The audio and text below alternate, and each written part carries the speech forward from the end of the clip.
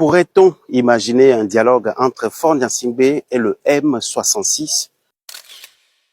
20 ans de pouvoir, 28 dialogues. Le bilan est sans appel.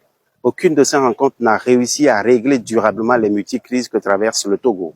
Pourtant, face à la colère sociale montante, le mouvement du 6 juin d'un côté, la mobilisation syndicale autour des licenciements de Sunu Bank et pour des revendications structurelles de l'autre, le président Faure Gnassingbé semble avoir trouvé la solution dans un contexte économique explosif marqué par les recommandations anxiogènes du FMI, c'est-à-dire rattacher le dialogue social à sa présidence. Symboliquement, le message est clair. Le chef de l'exécutif prend désormais personnellement en main les dossiers cruciaux. Cependant, derrière ce geste apparemment responsable, pourrait bien se cacher une réalité bien plus complexe.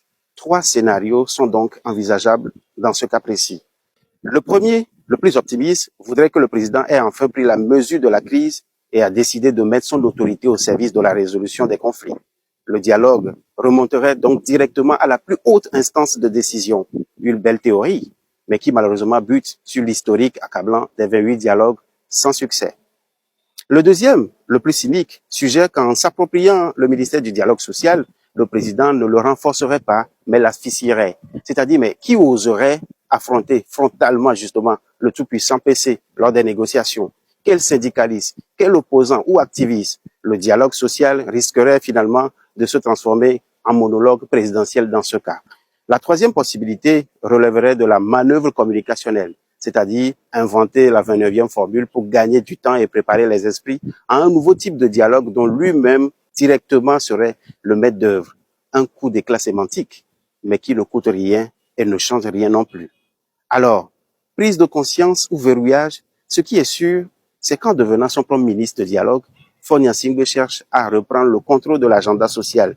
Désormais, c'est avec lui, et seulement avec lui, que devraient se mener toutes les prochaines discussions. S'il est envisageable de l'imaginer autour de la table de négociation avec les syndicalistes, peut-on sérieusement parier sur un dialogue authentique avec la jeunesse contestataire représentée par le mouvement du 6 juin, c'est-à-dire une organisation qualifiée de terreau par le pouvoir de Lomé, avec à la clé des mandats d'arrêt internationaux comme épée de Damoclès. Rien n'est impossible en politique si la volonté y est. En Afrique du Sud, par exemple, Nelson Mandela avait été qualifié autrefois de terreau. Des années plus tard, les mêmes qui l'ont qualifié comme tel en ont fait un prix Nobel.